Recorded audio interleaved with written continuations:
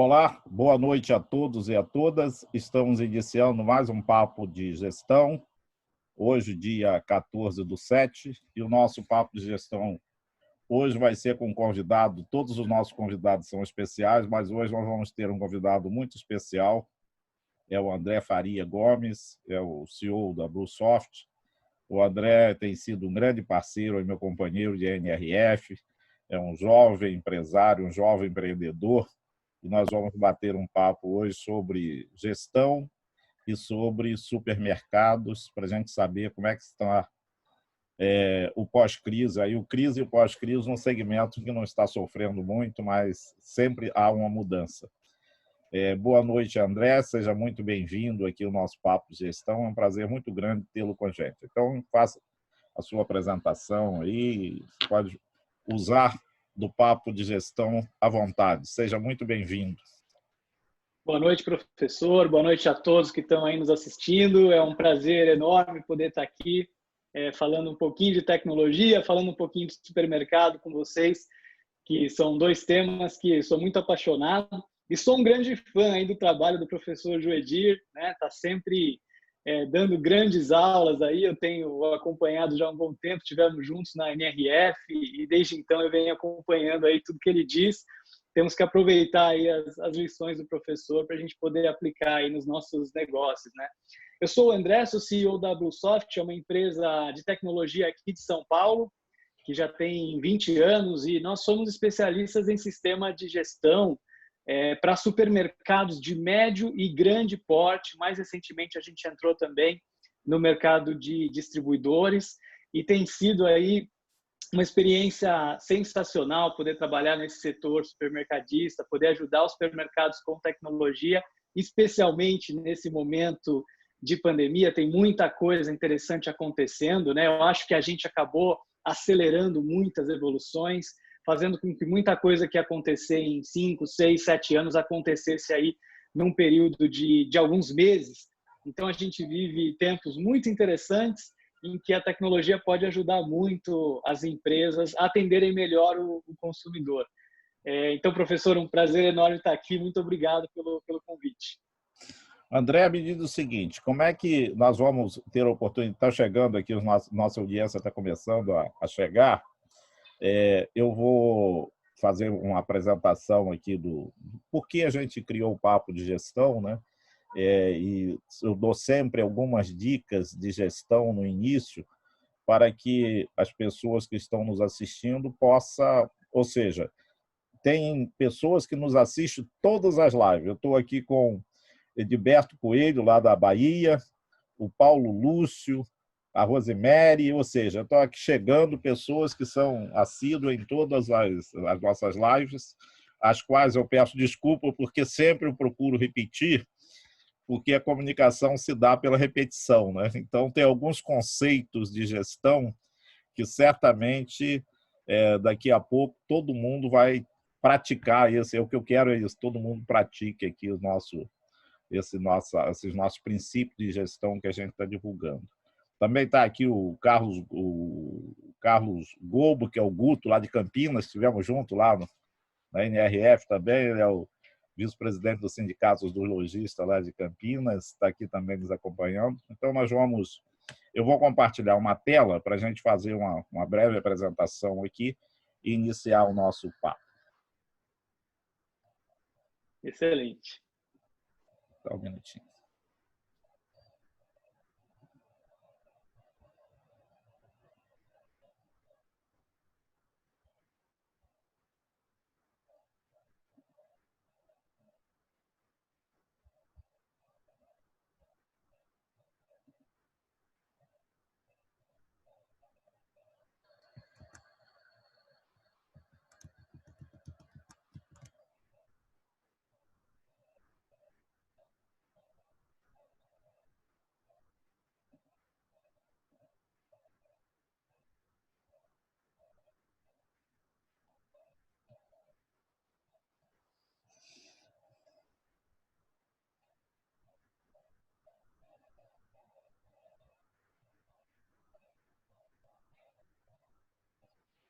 Bom, para quem está nos assistindo pela primeira vez, a Márcia e o Álvaro, lá de Búzios, onde tivemos o prazer de estar com eles esse final de semana, estar aqui nos assistindo.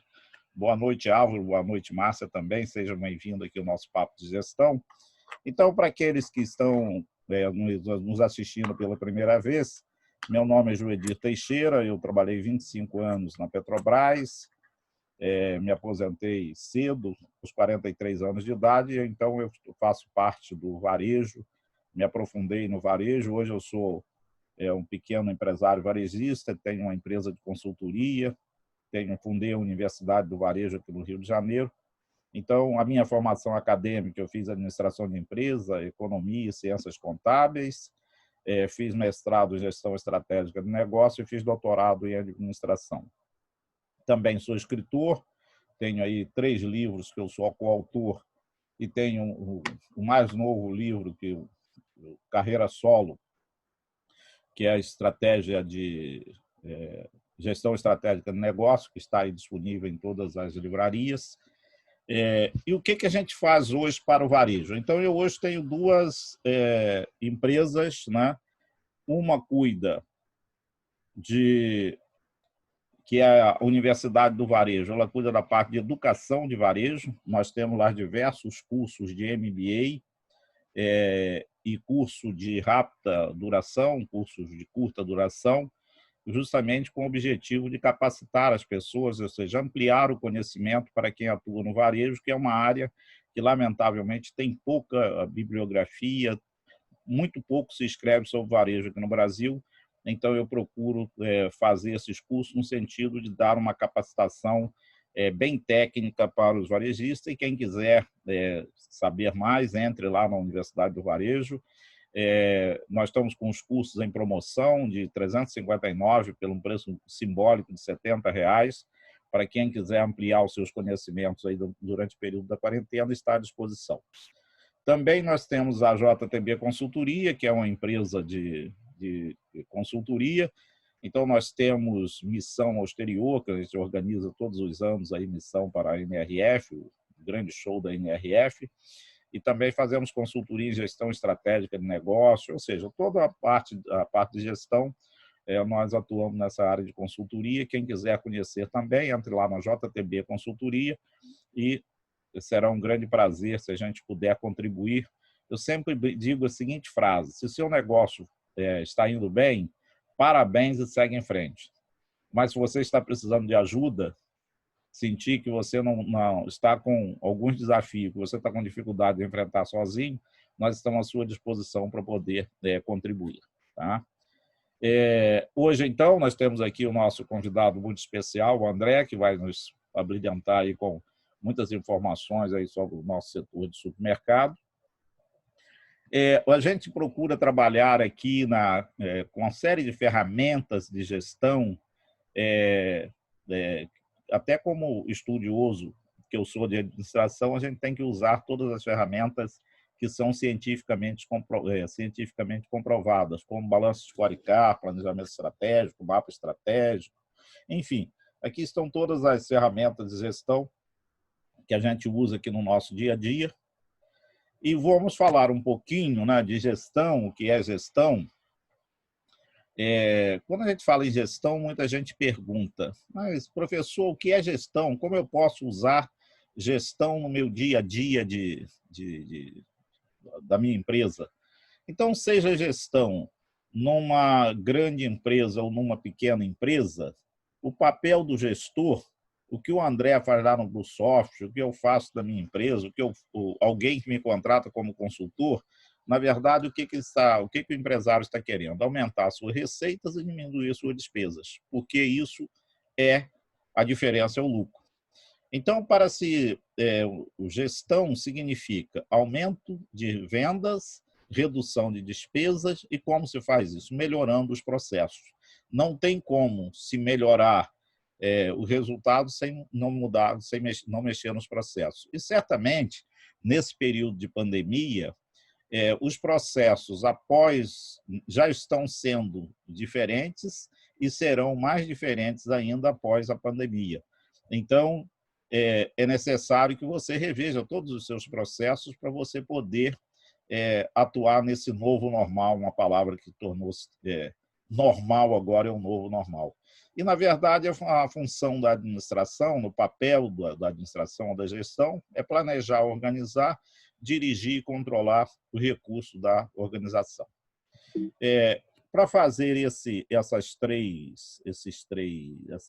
papel de gestão, até os anos 90, as empresas tinham uma preocupação muito grande com a medição dos resultados financeiros. E, a partir da década de 90, com um trabalho feito por 2 professores de Harvard, o North e o Kaplan, as empresas, né, passaram a ser vistas sobre 4 perspectivas: perspectiva financeira, dos processos internos de negócio, do aprendizado de crescimento e perspectiva do cliente. Como que o varejo atua hoje? O varejo hoje é o cliente quem determina tudo. É o cliente que é o maestro da orquestra. Tudo que fazemos no varejo deve ser em função de quê? Em função do cliente. Então, a gente precisa conhecer o nosso cliente para entender e entender para atender o seu comportamento e as suas necessidades e expectativas que estão em constante mudança. Então, aquilo que se pensava que o financeiro era a causa, o financeiro hoje é a consequência de quê? Você entende o seu cliente, aprende com ele, né? Cresce com o aprendizado, muda os seus processos e o resultado financeiro passa a ser consequência do cliente satisfeito, dos bons processos internos e do aprendizado e crescimento. Então, essa é uma mudança radical a partir desse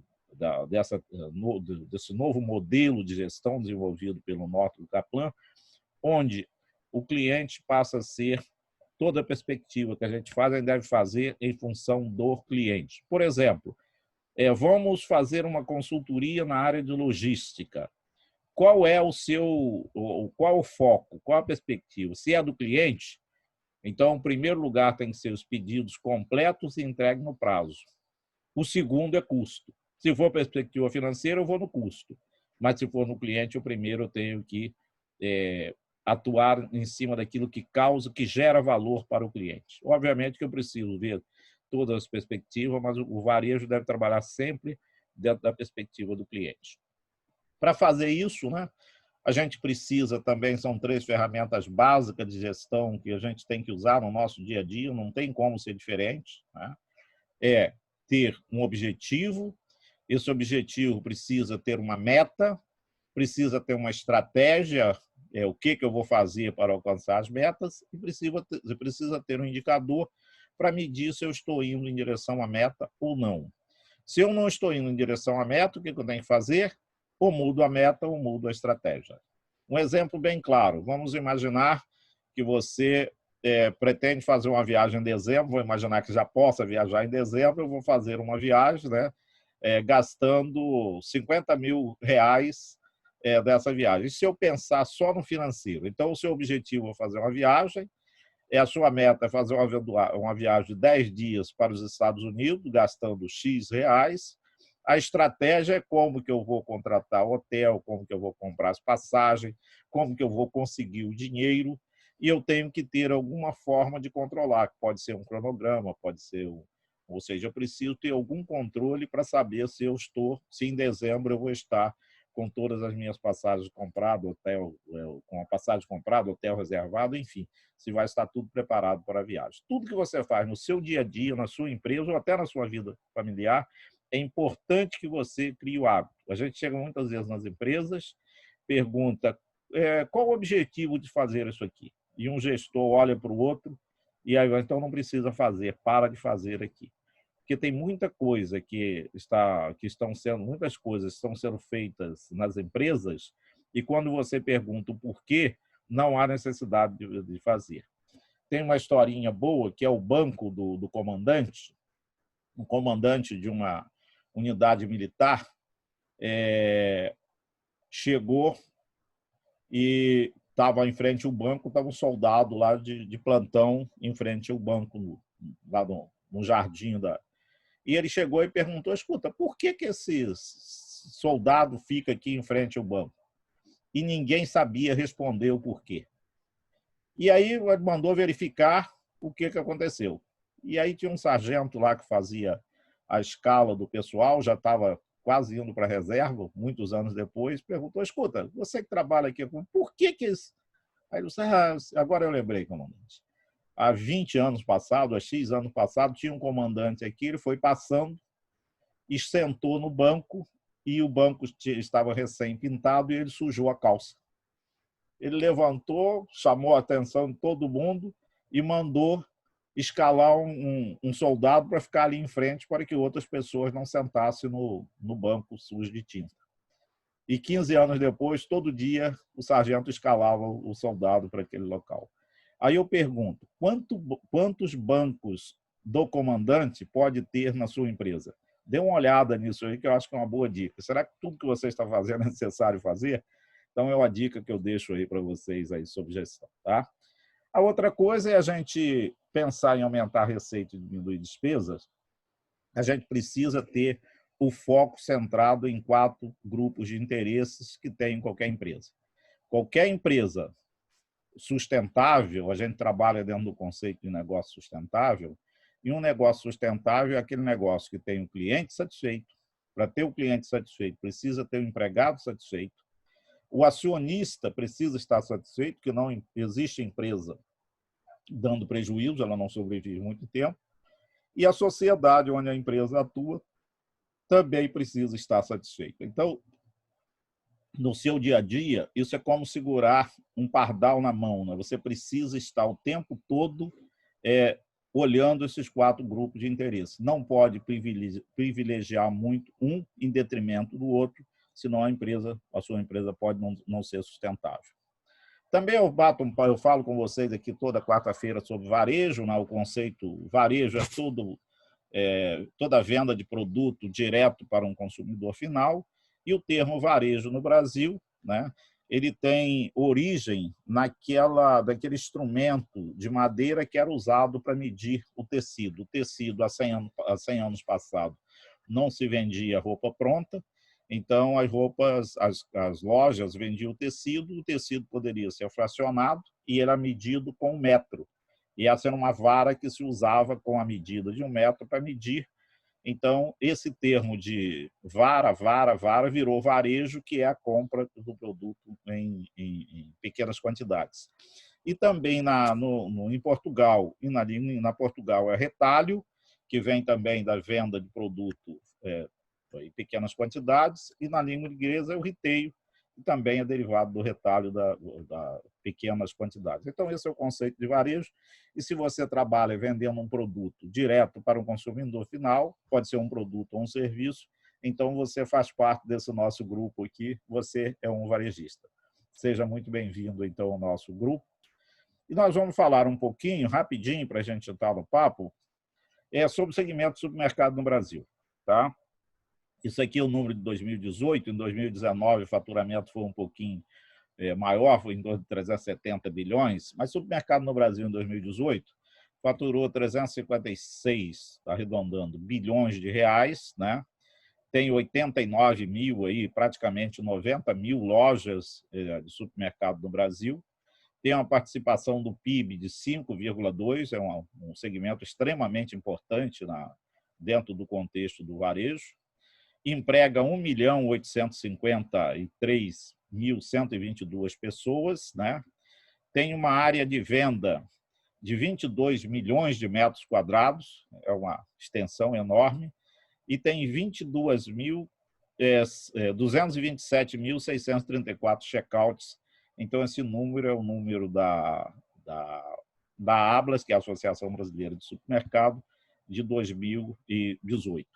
Com isso, eu encerro aqui minha participação, interromper o compartilhamento dessa página, e a gente volta lá para o meu amigo André, para a gente, então, André, você desculpe aí interromper, mas se o nosso papo é papo de gestão, a gente tem que bater nesses conceitos básicos de gestão para que todos possam atuar nessa área. André, nesse número que eu apresentei, você vê que o segmento de supermercado tem uma importância, além de ser responsável pela alimentação das famílias brasileiras, ele tem uma importância muito grande também na participação do PIB, nas 5,2 bilhões, quase 2 milhões de empregos direto nesse período, no varejo. Como é que você analisa a atuação do supermercado antes da crise, na crise? O que você percebeu, você que trabalha com diversas empresas, obviamente na área de tecnologia, mas acaba sabendo, né, o que está acontecendo? Como é que foi esse período antes, durante e pós-crise? Explica aí para a nossa audiência, para as pessoas que estão nos ouvindo, como é que esse mercado se comportou nesse período de crise e pós-crise. Muito bom, professor. Excelente a introdução também que o senhor deu aí sobre gestão. O setor supermercadista é um setor muito importante, né, para a nossa sociedade. Acho que não há quem não tenha algum tipo de relação muito forte com o supermercado e que o supermercado está presente, né, na nossa vida. O setor supermercadista vem passando por algumas transformações, mesmo antes da pandemia, em diversos prismas diferentes que a gente pode analisar. Um deles, acho bem forte, que acabou impactando todo mundo, são os formatos, né? O brasileiro mostra uma preferência bastante grande pelo formato de atacarejo, que é um formato de loja bastante comum hoje, né? Que acaba se inspirando muito no cash and carry lá dos Estados Unidos. Então, um formato de lojas que vendem alto volume, pouco mix, mas que tem preços bastante atrativos. Antes do atacarejo, a gente tinha bastante presença de hipermercados, né? Que eram bastante frequentados aí pelos consumidores. Nos últimos anos, a gente viu também um fortalecimento bastante grande das lojas de conveniência, das lojas de proximidade. Então, a gente já estava vivendo aí, no pré-pandemia, uma grande convivência de todos esses formatos e observando o consumidor, muitas vezes, navegando entre todos esses formatos, né? Então, tem aquele que vai no supermercado, tem aquele que vai no cash and carry, tem aquele que vai na proximidade, e tem muitos consumidores que, dependendo da sua jornada, utilizam todos esses formatos. A digitalização tem se tornado também um grande desafio. Então, a gente viu acontecendo lá fora essa grande onda de empresas de tecnologia, empresas que trazem a tecnologia para dentro do varejo, que a gente até confunde, né? Quando a gente olha para a Amazon, por exemplo, lá fora, a gente pensa, será que é uma empresa de tecnologia? Será que é uma empresa de varejo? Será que são as duas coisas? E aí a gente vê empresas como o Magazine Luiza, né, como um exemplo, trazendo uma identidade bastante semelhante aqui para o Brasil, começando a vender alguns produtos também que são da linha de supermercado. A gente vê a chegada da Amazon e a gente começa a ver o consumidor se tornando cada vez mais complexo, exigindo uma experiência mais personalizada, né? A gente vê esse movimento de que o consumidor agora não quer receber ofertas genéricas, ele quer se sentir especial, ele quer se sentir único, ele quer sentir que o supermercado conhece as preferências dele. Então, se eu não bebo, não quero receber, por exemplo, ofertas de produtos alcoólicos. Se eu não tenho bebês em casa, não quero receber oferta de produtos para beber. Eu quero que o supermercado fale comigo sobre aquilo que me interessa, sobre aquilo que eu gosto. A gente vê os movimentos de inteligência artificial, de big data, os dados tendo uma participação cada vez mais relevante e as empresas que tomam decisão com base em dados ganhando mais força. Então, esse cenário vinha se desenhando para o supermercadista. E ele olhava para tudo isso, muitas vezes, e ficava um pouco assustado, né? Quer dizer, por onde eu começo? Será que eu começo a vender online? Será que eu começo a buscar tecnologias para atender o consumidor um pouquinho melhor, para conhecer melhor esse meu consumidor? Como é que eu me encaixo dentro desse novo universo que está se desenhando nos Estados Unidos e que pode chegar aqui também, de concorrentes gigantes e digitais? E no meio de toda essa complexidade que o supermercado estava se vendo, de repente a gente vive uma pandemia, né? Aí o cisne negro, né? Como diz lá o Taleb, uma coisa que ninguém imaginava que pudesse acontecer. A sociedade em quarentena, as pessoas com medo de sair de casa e se resguardando, se protegendo, evitando a proximidade, buscando o distanciamento social, e o supermercado como um serviço essencial, não pode parar. Isso tudo fez com que o supermercado buscasse acelerar algumas dessas coisas que ele já estava olhando por necessidade.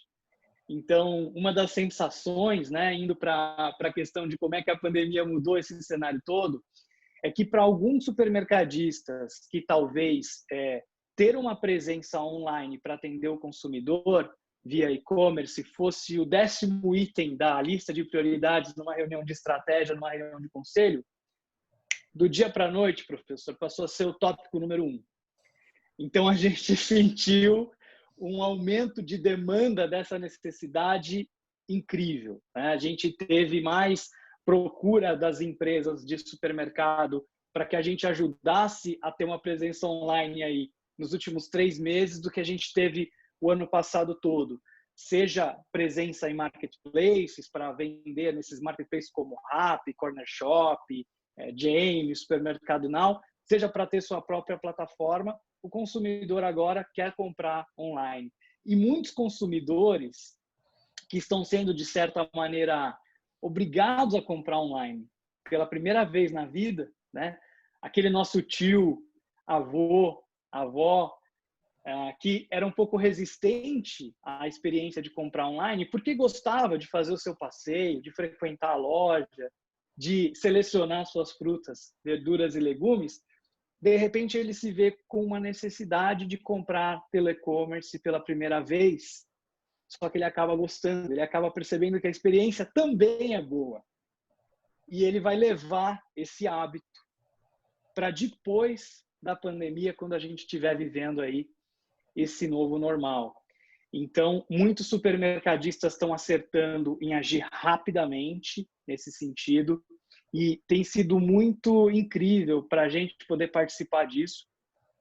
Supermercados, professor, que já tinham uma presença online, que já vendiam online, seja entregando na casa do consumidor, ou seja, permitindo que o consumidor faça o pedido online para retirar na loja, via drive, né, de carro, por exemplo, tiveram aumentos, muitas vezes, de 100%, 200%, até 300% na venda no canal online. E alguns supermercados que não tinham presença nenhuma conseguiram começar a vender online e já ter vendas representando quase 2% do seu faturamento online em poucos meses. Então, isso é o que eu digo que foi uma grande aceleração. É algo que talvez a gente fosse ver acontecer em alguns anos e nós vimos acontecer aí em poucas semanas, né? Algumas coisas o supermercado também foi impactado no sentido de promover um ambiente mais saudável para as pessoas que visitam a loja. A gente viu muitos supermercadistas selecionando horários, por exemplo, para as pessoas idosas, todos os cuidados, né, sanitários, disponibilizar álcool gel, medir a temperatura das pessoas, fazer limpeza de todas as áreas com maior frequência. Houve também alguma mudança na questão de mix que a gente sentiu. Então, a primeira grande onda foi de álcool em gel, né? Então, algumas empresas tiveram ruptura, faltaram produtos, mas a gente acha que tem que se orgulhar muito da nossa cadeia de suprimentos, da colaboração que aconteceu entre indústria e varejo, porque a gente não teve, como aconteceu em outros lugares do mundo, grandes faltas, grandes rupturas. O sistema de abastecimento do supermercado brasileiro funcionou muito bem, o consumidor foi bem atendido, não faltou produto essencial para o consumidor. Então, quanto a isso, a gente tem bastante tranquilidade de dizer que tanto a indústria como o varejo fizeram um bom trabalho. Tiveram alguns excessos, tiveram alguns abusos, alguns erros que aconteceram, sem dúvida, né? A mídia já expôs alguns casos aí. Acho que houve um aumento também de fiscalização, o Procon atuou bastante forte, né?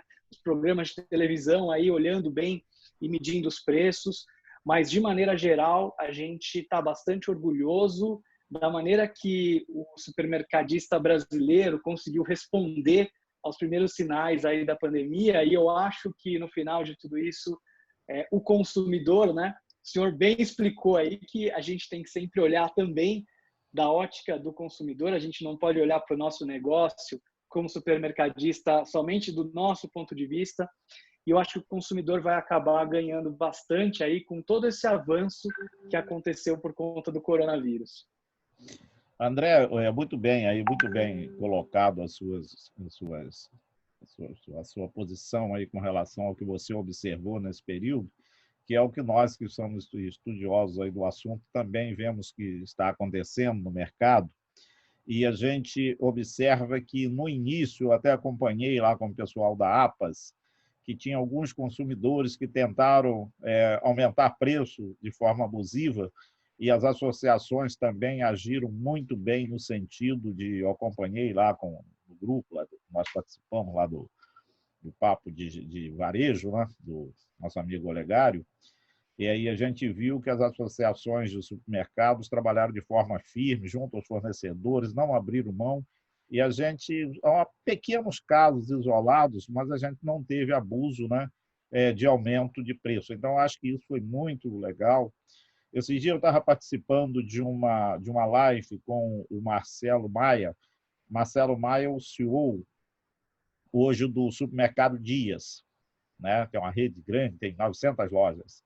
E ele estava dizendo o seguinte, que ele foi obrigado a implementar delivery em 10 dias. Ou seja, porque ele trabalha mais com uma loja de bairro, né? Mais loja de pequenas de bairro, né?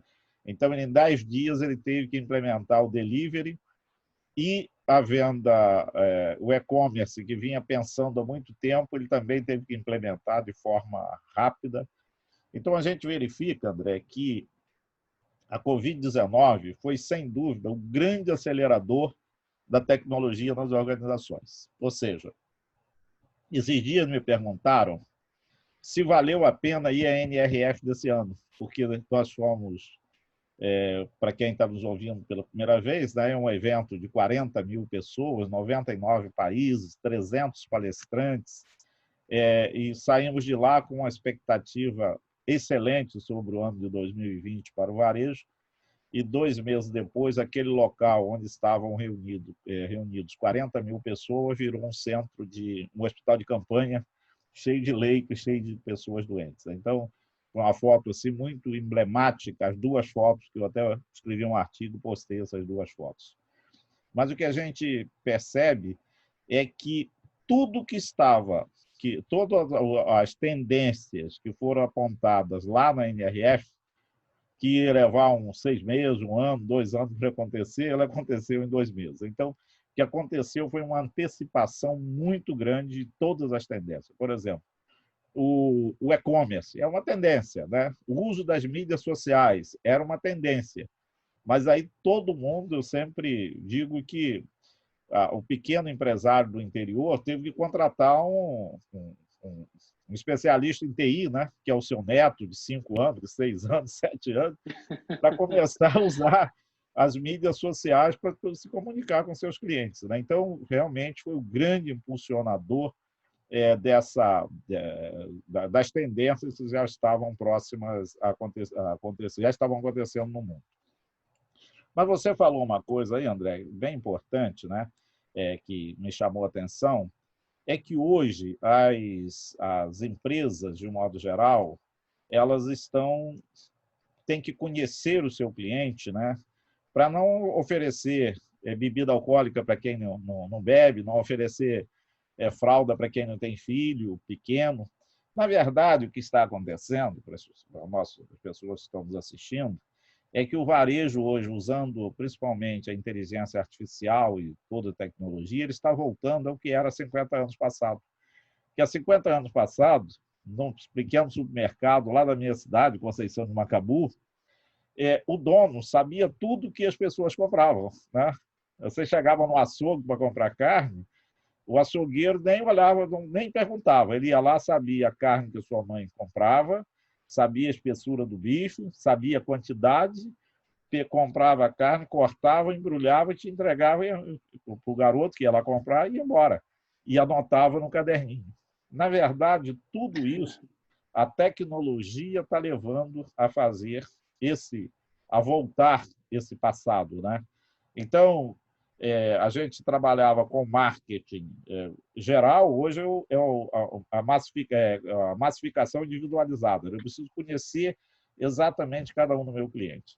E, com isso, o pequeno lojista, o pequeno supermercadista, aquele que tem uma mercearia do interior, ele acaba levando muito mais vantagem com relação a isso do que os grandes varejistas, né?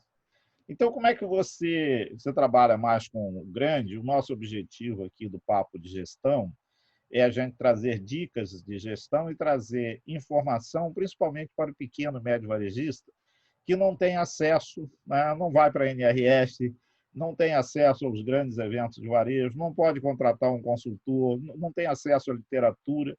É a gente trazer informação que ele possa refletir e aplicar no dia a dia. Esse é um trabalho solidário que eu procuro trazer pessoas como você para que a gente possa fazer isso.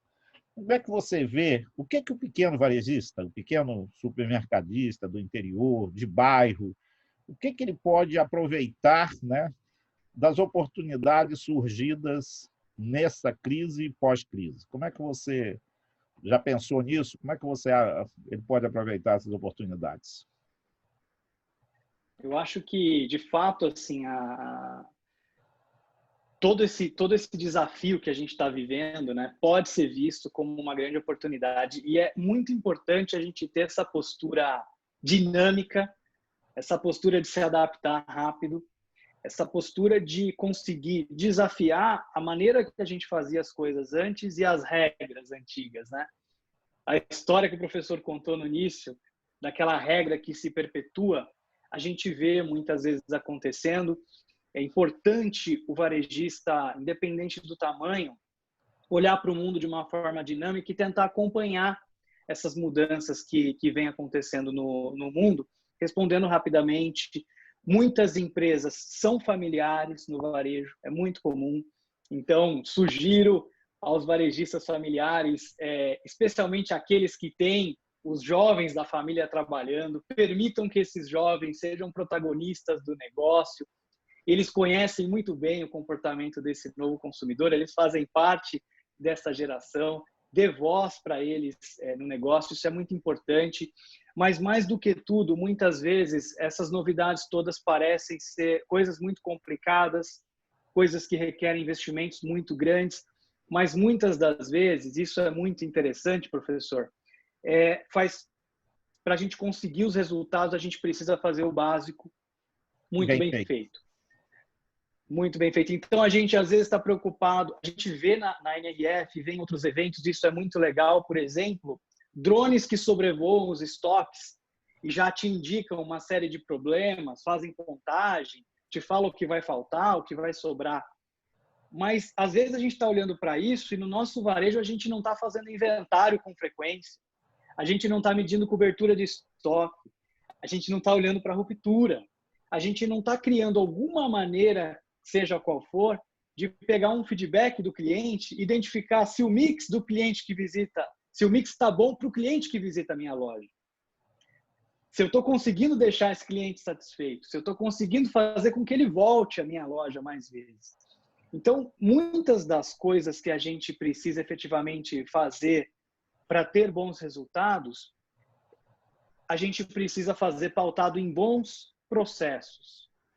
E a tecnologia, que cada vez está mais acessível, ela vai nos ajudar, e ela tem que ajudar o varejista a tornar a gestão desses processos e o acompanhamento deles cada vez mais fácil de se fazer e de se gerir.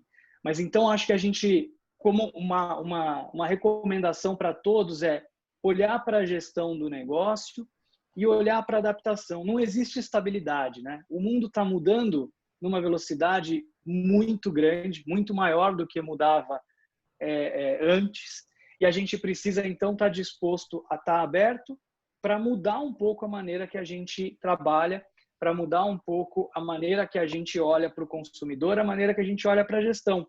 Mas o básico que a gente tem que fazer, isso não muda, isso continua, isso é muito importante a gente não tirar o olho disso, né? A exemplo disso, eu lembro que eu discutia uma vez com um cliente nosso sobre o tema ruptura. E eu perguntei para ele, poxa, como é que está a ruptura dessa sua loja? você sabe quanto de venda que representa a ruptura? E ele não sabia. Mas a informação estava lá no sistema para ele poder usar aquele dado para poder fazer uma gestão melhor e deixar o consumidor mais satisfeito. Porque a ruptura não só gera perda de venda, mas ela gera uma frustração grande em quem visita a loja procurando aquele produto e não encontra. Não gera só a perda da venda, gera muitas vezes a perda do cliente, né? Você foi e não encontrou o produto, da próxima vez você não retorna pensando que não vai encontrar aquele produto. Então, isso é fundamental. Essa ruptura às vezes as pessoas só olham a ruptura pelo que ele perde de venda daquele produto, mas ele pode perder um cliente para sempre. Você falou uma Exatamente. coisa, só para reforçar um ponto que você mencionou, com relação ao jovem. Então, eu trabalho muito com empresa familiar, eu sinto que há uma disputa de espaço muito grande entre a nova geração e a velha geração, vamos dizer assim. E eu costumo conduzir esse assunto da seguinte forma. Se você conseguir juntar a tradição com a inovação, vai ser igual uma Leves da vida, né? Nós participamos de um presidente da Leves e perguntaram a ele qual o sucesso da Leves, está há quase 160 anos no mercado. Ele disse, a gente une tradição com inovação. Eu tenho a Leves 501, que está desde o início, mas eu tenho um produto hoje com a jaqueta com internet das coisas, que o motorista fala, eu não preciso falar no celular, ele fala com a manga da jaqueta. Então, é extremamente importante a empresa familiar juntar a experiência do pai, a tradição dos mais velhos, né, com a inovação dos mais novos. Se juntar isso e tiver paciência para o entendimento de um entender o outro, que, na verdade, os dois têm razão e os dois estão errados, na maioria das vezes, né? Porque um defende a tradição pura, o outro defende a inovação pura. Eu digo, gente, isso não existe, os extremos não existem, né? E a gente está vivendo hoje, no país, a gente vive isso.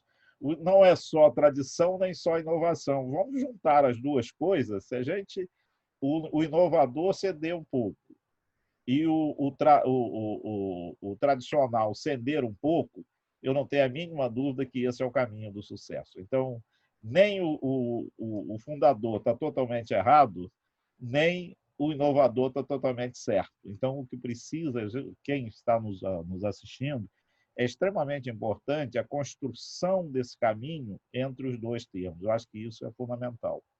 O outro ponto também que você falou, eu tenho um livro, que eu vou até mostrar esse livro, que eu tenho um amor muito grande, que eu sou coautor, Excelência e Atendimento ao Cliente. Né? Eu sou coautor desse livro aqui da Ser Mais.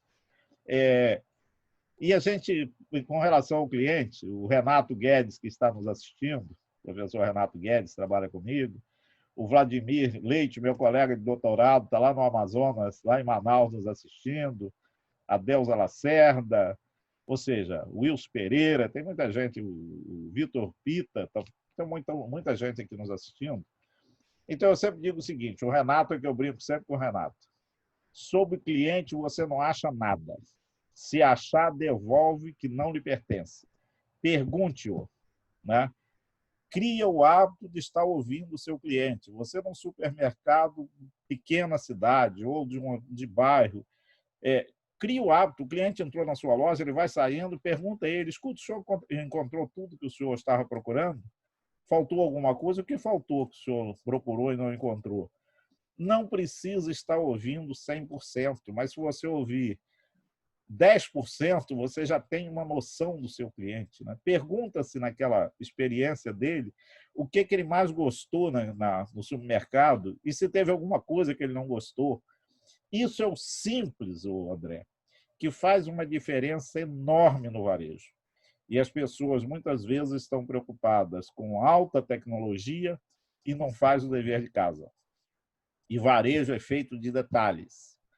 E muitas vezes as pessoas acham que o detalhes é tão pequeno que não precisa fazer, que não tem importância. Mas a importância está no sucesso de uma empresa varejista, está exatamente nos detalhes. Então, acho que você foi muito feliz nessa coisa de você ouvir o cliente. Tem que ter o hábito de ouvir o seu cliente, seja ele pequeno ou grande. Os grandes, né, tem um CRM enorme, tem uma série de investimento grande, e ele consegue fazer isso de uma forma organizada. Mas você que tem um supermercado no interior, né, que o pessoal está atendendo, fica lá na porta do supermercado, saiu um cliente, oh, como é que o senhor foi o seu atendimento? O senhor gostou aqui do nosso atendimento? Procurou alguma coisa, não encontrou? Entendeu? E vai criando o hábito de ouvir o cliente. À medida que você vai ouvindo, é lá o Norte e o Kaplan. Você vai aprendendo com ele, né? Vai mudando os seus processos e daqui a pouco você tem uma qualidade total. E o que é qualidade total? Eu vou melhorar um pouquinho hoje, melhoro um pouquinho amanhã, vou escada. E eu ganhei um patamar, subi um degrau, não posso voltar ao anterior. Então, eu sempre digo o seguinte, gestão não é uma coisa complicada, mas existe muita persistência. Né? Você tem que repetir todos os dias, não tem jeito. Você vai ter que ouvir o seu cliente hoje, amanhã, depois, vai ter que ouvir todos os dias. E todo dia tem uma novidade. E você tem que estar atento a essas novidades. Né? Então, eu acho que esses 2 pontos aqui realmente foram fundamentais para a gente passar essa informação para as pessoas que estão nos assistindo. Outra coisa, André, como é que vocês lá nos supermercados, né, com relação a mix de produto, eu sempre digo o seguinte, esse consumidor pós-Covid, ele vai ser um consumidor. Isso é o que a gente vem estudando, não significa que seja pura verdade, mas é uma tendência. Quem tem loja de destino, me parece que vai ser uma loja que ainda vai ter uma grande oportunidade de sobrevivência. Quem tem loja de compra por impulso vai sofrer um pouco mais. Né? Quem trabalha com um produto de maior valor agregado e mais para luxo vai sofrer um pouco mais. Quem trabalha com o básico vai sofrer um pouco menos. E qual é a recomendação que eu tenho falado para os meus clientes, aquelas pessoas que em consultoria? Nós estamos no momento da gente rever o nosso mapa de sortimento, né, reduzindo a variedade, né, e aumentando a profundidade. Não adianta, o que eu quero dizer com isso? Para ser bem claro, não adianta eu ter 5 marcas de arroz e ter pequena quantidade de cada um. É melhor eu escolher quem é meu público, ele come um arroz de preço médio, então eu vou trabalhar com um preço médio, um preço mais baixo, e desse produto eu vou ter quantidade, porque aí você não tem ruptura de estoque.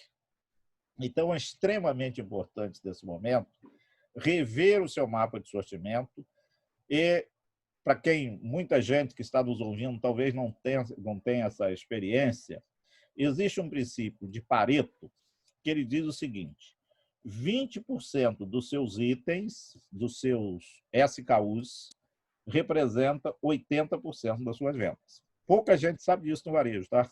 Ainda tem pouca gente sabendo disso. Por exemplo, se você trabalha com 2.000 itens, que para supermercado é quase nada, você trabalha com 2.000 itens, 400 itens, que é 20%, representam 80% das suas vendas. 30% desses representam 15% das vendas. E 50% dos itens representa apenas 5% das vendas. Então, o varejista hoje ele precisa estar olhando, né, constantemente esses 20%. Às vezes, o dinheiro dele está todo em cima dos 50% dos itens, que representa apenas 5% das vendas. Com isso, ele está com o dinheiro parado, imobilizado, num momento onde o capital de giro é fundamental, muitas vezes ele está com o dinheiro parado num produto que não gira. Então, fazer essa análise dos 80 e 20, eu pergunto, faça esse teste que está nos assistindo, que é varejista, chega amanhã, joga todas as suas vendas dos últimos 30 dias, vendas e estoque, numa tabela de Excel, classifica as vendas do maior para o menor e conta quantos itens tem no estoque maior que 0, faz um corte em 20% deles e vê o que ele tem de produto e o que ele tem de venda e o que ele tem de estoque. E cobertura, só dividir o estoque pelas vendas. Ele vai ter o número de dias que ele tem no estoque. Vai fazendo isso Quando ele chegar no final, ele vai ver que todo o dinheiro dele, grande parte, está imobilizado naquilo que ele não vende. Aí ele chega à seguinte conclusão, que é uma realidade do varejo brasileiro. O que eu tenho eu não vendo e o que eu vendo eu não tenho.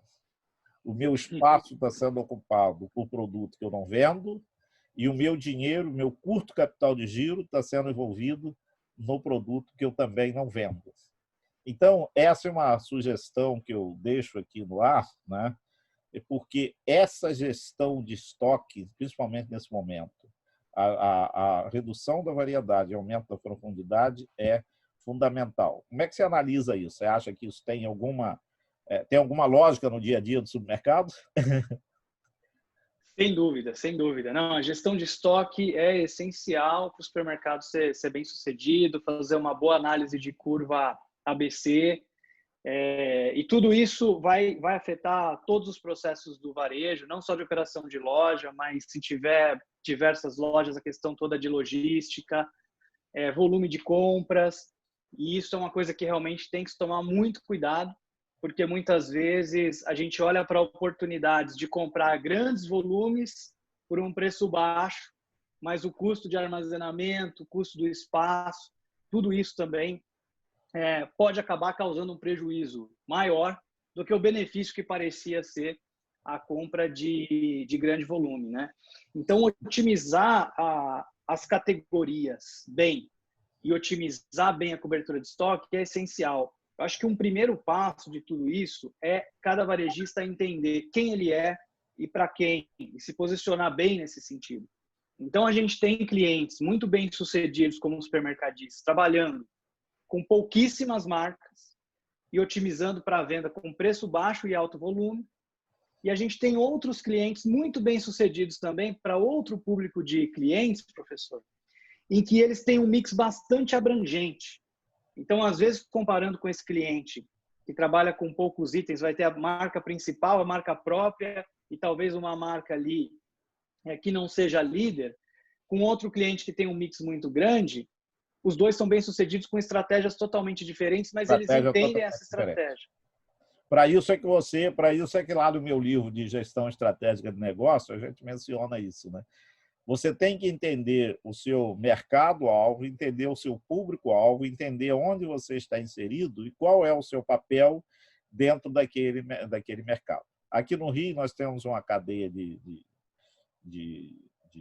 hortifruti, né, que eu tive até o prazer de trabalhar muito tempo na capacitação dos seus gestores, em que ele trabalha com um nível de hortifruti, mas num nível muito mais elevado do que os outros. Pô, mas como é que ele consegue trabalhar? É porque ele escolheu o seu público, entendeu? Então, você precisa definir o seu público. Sendo que esse princípio da variedade e detrimento da profundidade, ele hoje está sendo escolhido, está sendo feito em todo mundo.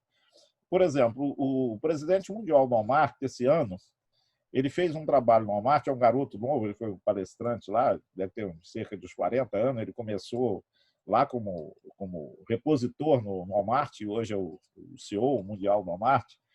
Ele disse que fez um trabalho de redução da variedade e aumento da profundidade, ele reduziu, e o Walmart, a forma do Walmart era ter de tudo, né? Quem já foi do mercado do Walmart, ele tinha de tudo. Ele reduziu em 25% o SKU, e aumentou em 10% no mesmo período o índice NPS, que é o Net Promoter Score. Ou seja, ele reduziu o mix e mediu a satisfação. E com a redução do mix, ele, além de ter ganho na rentabilidade do negócio, o que ele teve? Ele também ganhou em respeito do consumidor, em promotores da marca. Então, se o Walmart está fazendo isso, né, que tinha uma variedade enorme, então isso é uma tendência que todo mundo está procurando mais ou menos seguir essa tendência. E nesse período de crise, né, é claro que eu não estou chegando aqui, não, reduz para zero, não é isso. Tudo tem que ter uma análise. Mas ter o produto básico, em detrimento do produto mais caro, realmente, na grande maioria, tem que ser uma das tendências do mercado.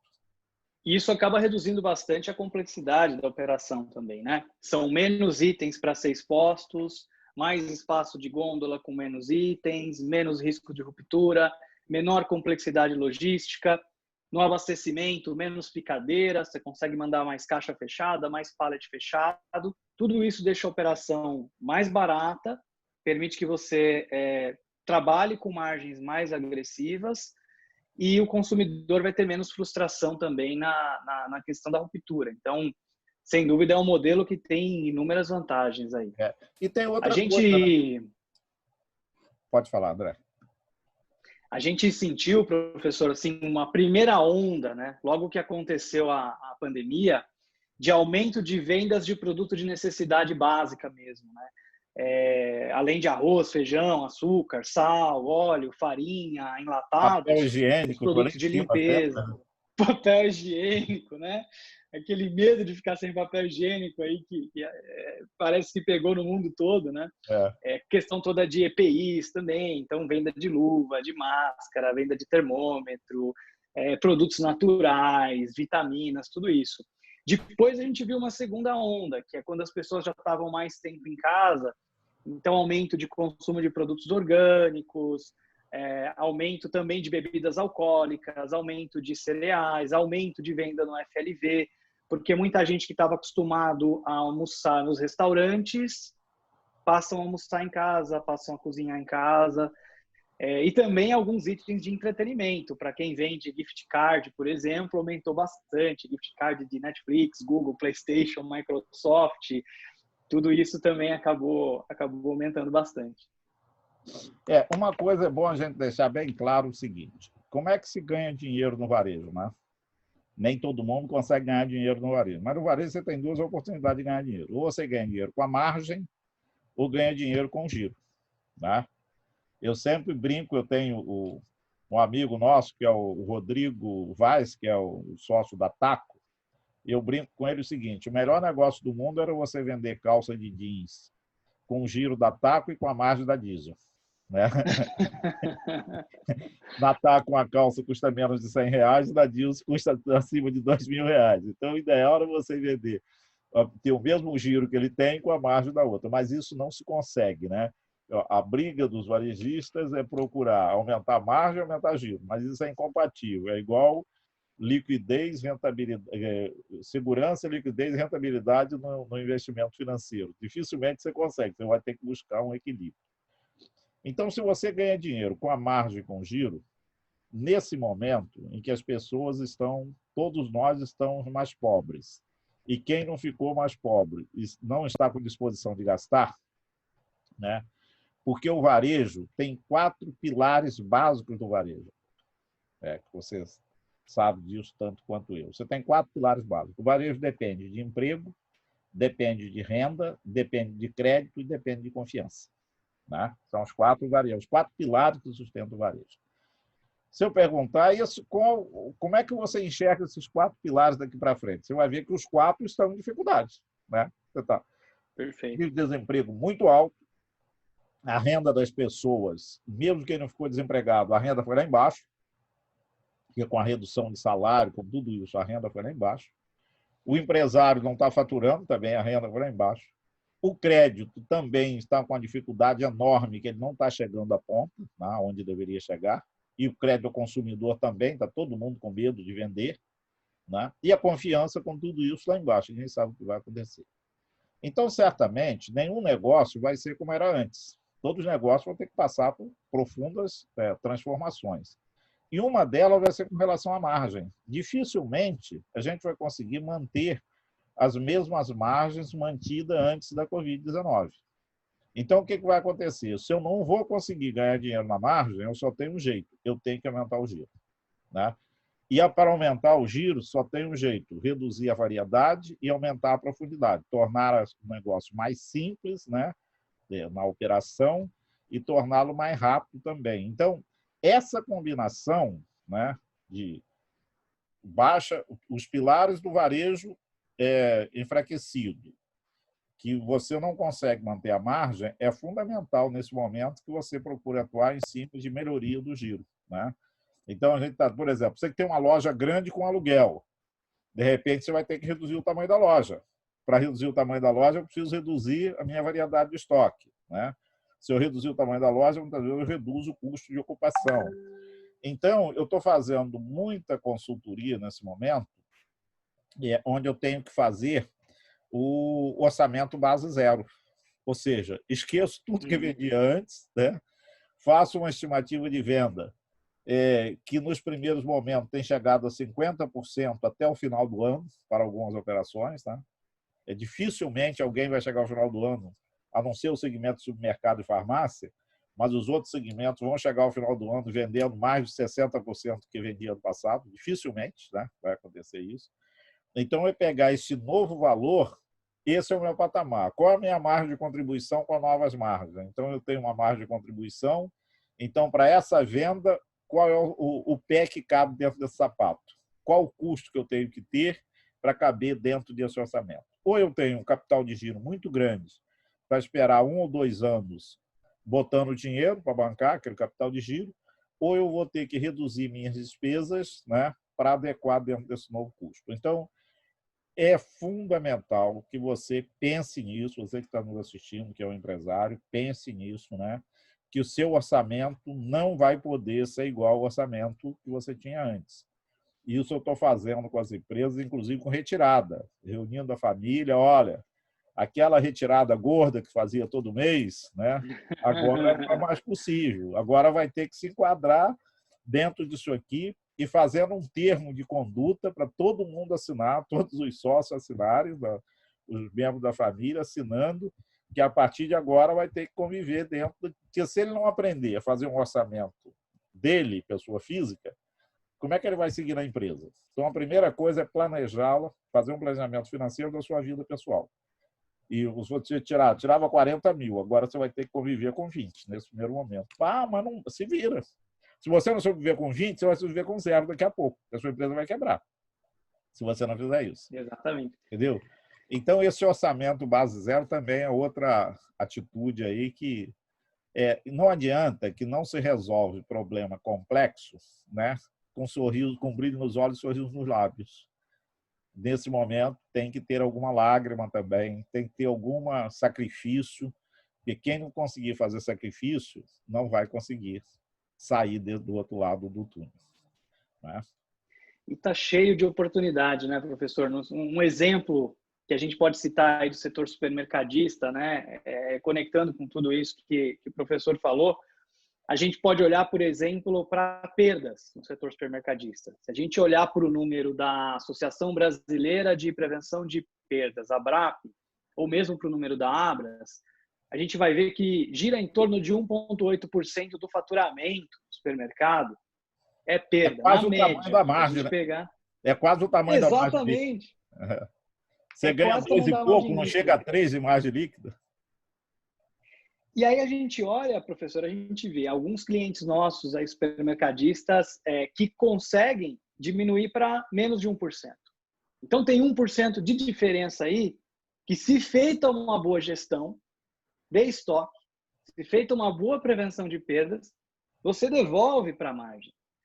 Então, isso a gente olhando para um indicador... É quase 50%, eu aumento em quase 50%. Se você reduzir 0,5%, né, você está reduzindo, está aumentando em termos de 30% a margem dele. Né? Exatamente. 0,5% da venda vai dar 20%, 30% da margem.